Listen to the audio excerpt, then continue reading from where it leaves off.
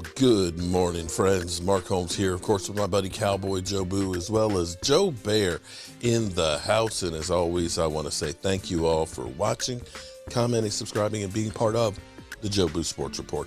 Without you guys, as well as you ladies, you know that this literally does not work. So let's get open for business here and let's wake up the football gods.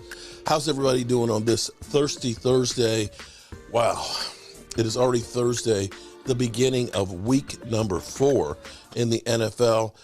I can't believe it. Now tonight we have, oh God, we've got the Rams, who they may be the worst team after winning a Super Bowl in the history of the NFL. You talk about winning the Super Bowl and then becoming completely the worst team in the NFL.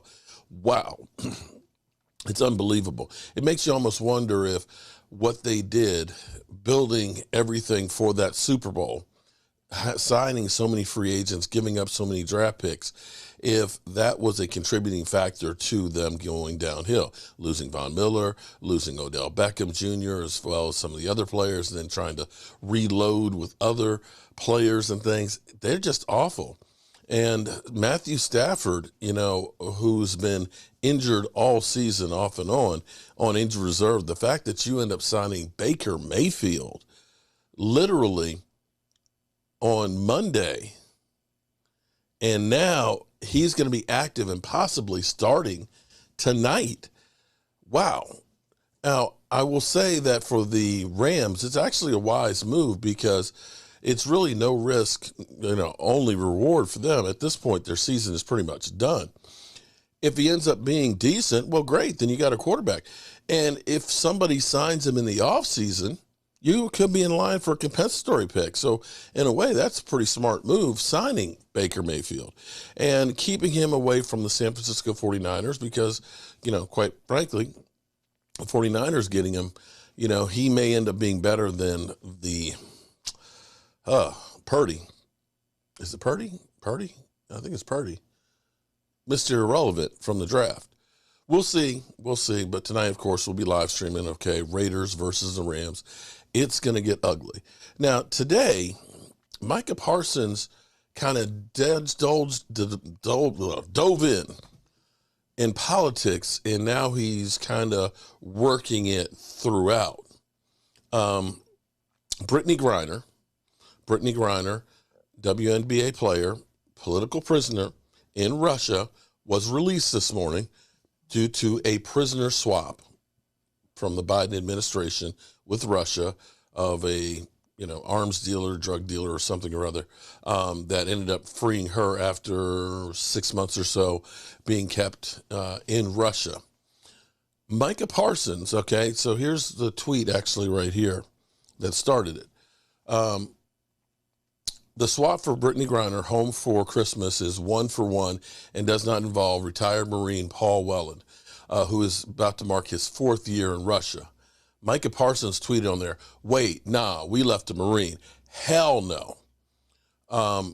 And then went on to continue to tweet.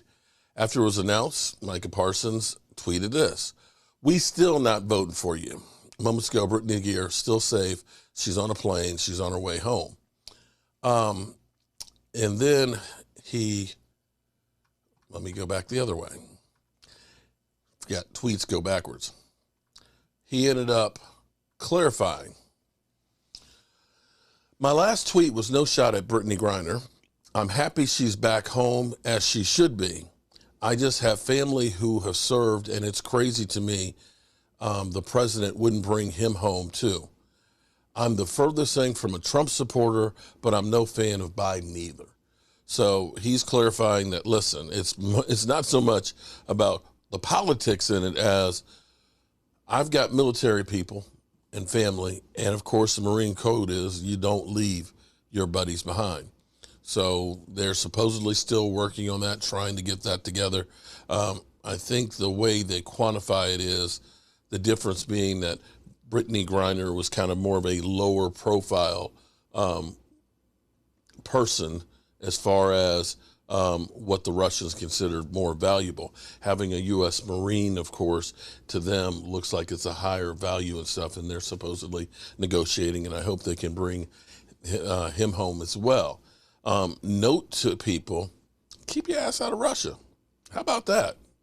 Keep your ass out of Russia, because I just don't see, I just don't see any chance that I would ever go to Russia.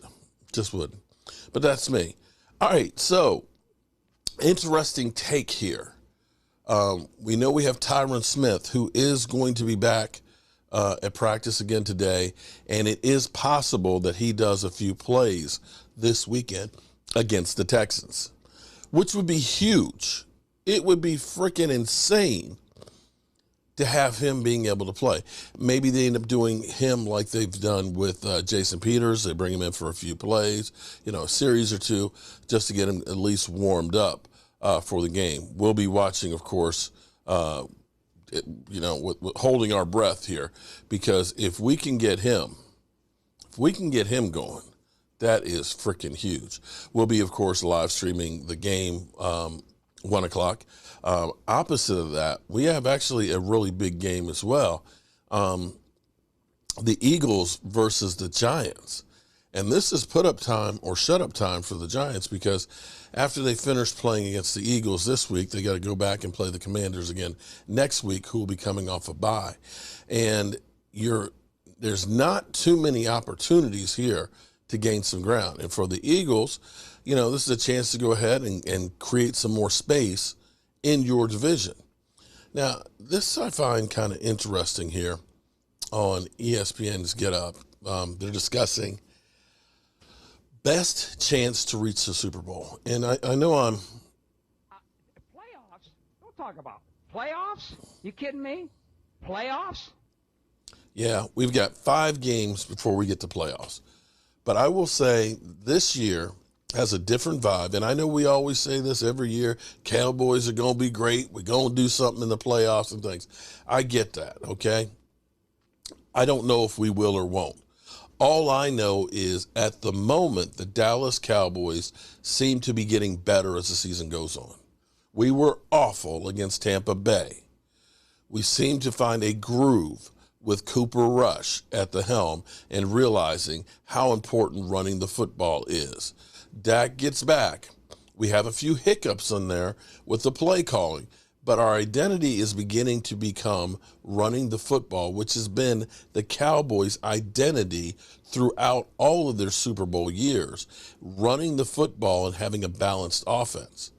So best chances to reach the Super Bowl, ESPN analysis, Cowboys 46, Eagles 31, Vikings 9. Let's listen to what they have to say about it.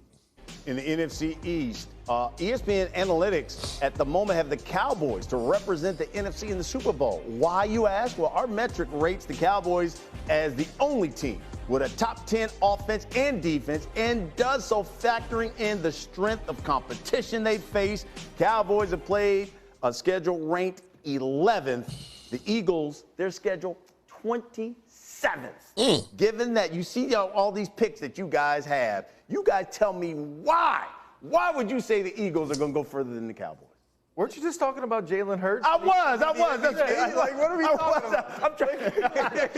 Dak Prescott. Yeah, like me. I'm going with good defense, quarterback. I'm going with the offensive weapons, the offensive line. Can't stop the run. Road graders. Can't stop the run. They're trying to figure out. They got soup. So I think I'm going with the Eagles. That's I feel comfortable with. Raz? The Eagles have a 2-game lead in the division, right? If the Cowboys overtake them and win the division and get the 1 seed in the conference, I will change my pick. I think it's that close between those 2 teams, and you're telling me one of them is going to have to win 2 games to get to the Super Bowl, the other one's going to have to win 3. One of them's going to be playing at home, the other's going to be playing on the road. I'll take the one that's playing at home and getting the bye. Dak Prescott is 7-3 against the Eagles. He doesn't lose to the Eagles. And look, Cooper Rush almost brought the Cowboys back against the Eagles, Bart. Man, come on, son. Like, listen, we're going to talk about last year. This is a much different Philadelphia team right now. You talk about what Jalen Hurts has become. He's proved to us that he can throw the ball from the pocket. And it's not a player that you would take. Even with Tyron Smith, would you take the Philadelphia Eagles line? I can't take you with All we're seeing seriously. is the goggles. You could be giving us the winning lottery numbers. We would not be hearing because you're wearing those goggles. They call me Bob, man. We about to go do business over there, man. You just never know. You got to stay on call. Since you talked about It's just an outside chance. Well, not really. All right, so everybody is still picking the Eagles in the division, but that's cool.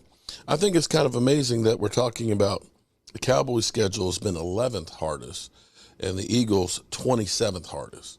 Well, I guess that's why you play the games, and we'll see what happens. So, with that being said, time to be ready to go get some work done, and I will catch you guys later with any news on the Dallas Cowboys. Mark Holmes here, and as always, I want to thank you all for watching, commenting, subscribing, and being part of the Joe Boo Sports Report.